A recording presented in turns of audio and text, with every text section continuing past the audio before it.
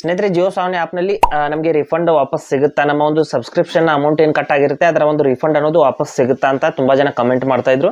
ಅದಕ್ಕಾಗಿ ನಾನು ಈ ವಿಡಿಯೋ ಮಾಡ್ತಾ ಇದ್ದೀನಿ. ಅಲ್ಲಿ ನಾನು ಹೋಗ್ಬಿಟ್ಟು ನೋಡಿದೆ ಯಾವ ರೀತಿ ಯಾವ್ಯಾವ ಕಂಡೀಷನಲ್ಲಿ ಸಿಗುತ್ತೆ ಅಥವಾ ಸಿಗಲ್ವಾ ಯಾವ ರೀತಿ ಅಂತ ನಾನು ಸಂಪೂರ್ಣವಾಗಿ ಇವತ್ತು ಹೇಳ್ತೀನಿ. ಹಾಗೆ ನಮ್ಮ ಚಾನಲ್ಗೆ ಮೊದಲು ಬಂದಿದ್ದರೆ ದಯವಿಟ್ಟು ನಮ್ಮ ಚಾನಲ್ನ ಸಬ್ಸ್ಕ್ರೈಬ್ ಮಾಡಿ ಮತ್ತು ಪಕ್ಕದಲ್ಲಿರುವಂಥ ಬೆಲ್ ಐಕನನ್ನು ಪ್ರೆಸ್ ಮಾಡಿ ನಮ್ಮ ತಂತ್ರಜ್ಞಾನ ಆಧಾರಿತ ಬೃಹತ್ ಕುಟುಂಬದ ಸದಸ್ಯರಾಗಿ. ಸ್ನೇಹಿತರೆ, ಇಲ್ಲಿ ನೋಡ್ಬೋದು ನಾನು ಜಿಯೋ ಸಾವನ್ ಆ್ಯಪ್ನ ಒಂದು ರಿಫಂಡ್ ಪಾಲಿಸಿ ಹಾಗೂ ಅದರ ಒಂದು ಟರ್ಮ್ಸ್ ಆ್ಯಂಡ್ ಕಂಡೀಷನ್ಸ್ ಏನೇನಿದೆ ನಾನು ಚೆಕ್ ಮಾಡಿದ ನಂತರದಲ್ಲಿ ನನಗೆ ಗೊತ್ತಾಯಿತು. ಇಲ್ಲಿ ನೋಡ್ಬೋದು how can I get A refund ಅಂತ ಅಲ್ಲಿ ನಾನು ಒಂದು ಪಾಲಿಸಿನಲ್ಲಿ ಹೋಗ್ಬಿಟ್ಟು ಚೆಕ್ ಮಾಡಿದೆ. ಇಲ್ಲಿ ನೋಡ್ಬೋದು subscription once purchased are not refundable.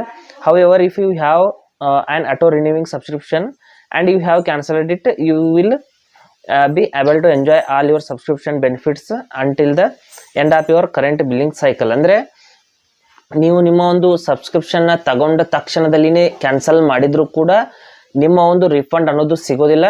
ಅಲ್ಲಿ ನೀವು ಎಷ್ಟು ದಿನದ ಒಂದು ಸಬ್ಸ್ಕ್ರಿಪ್ಷನ್ ತಗೊಂಡಿದ್ರಿ ಅಂದರೆ 1 ತಿಂಗಳು ಇರ್ಬೋದು ಅಥವಾ 3 ತಿಂಗಳ ಸಬ್ಸ್ಕ್ರಿಪ್ಷನ್ ತಗೊಂಡಿದ್ರಿ ಅಂದರೆ ಅದರ ಒಂದು ಬಿಲ್ಲಿಂಗ್ ಸೈಕಲ್ ಮುಗಿಯೋವರೆಗೂ ನಿಮ್ಮ ಒಂದು ಸರ್ವಿಸ್ಗಳು ಅಥವಾ ಅಲ್ಲಿ ಏನೊಂದು ಅವರ ಒಂದು ಏನಿಲ್ಲಿ ಬೆನಿಫಿಟ್ಸ್ ಏನು ಸಿಗುತ್ತೆ ಎಲ್ಲವೂ ಕೂಡ ಸ್ಟಾರ್ಟ್ ಇರುತ್ತೆ. ಅವುಗಳನ್ನ ನೀವು ಎಂಜಾಯ್ ಮಾಡಬಹುದು.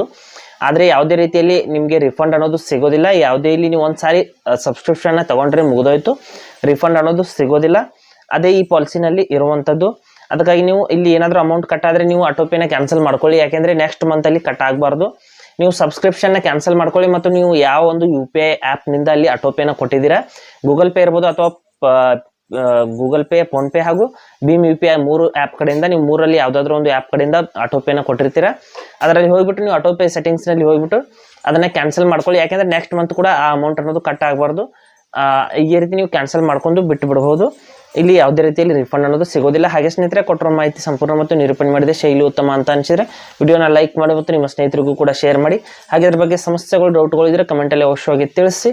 ಮುಂದಿನ ವಿಡಿಯೋದಲ್ಲಿ ಮತ್ತೊಂದು ಹೊಸ ವಿಷಯದೊಂದಿಗೆ ಇದೇ ರೀತಿ ನಿಮ್ಮ ಮುಂದೆ ಬರ್ತೀವಿ. ಅಲ್ಲಿವರೆಗೂ ಟೇಕ್ ಕೇರ್.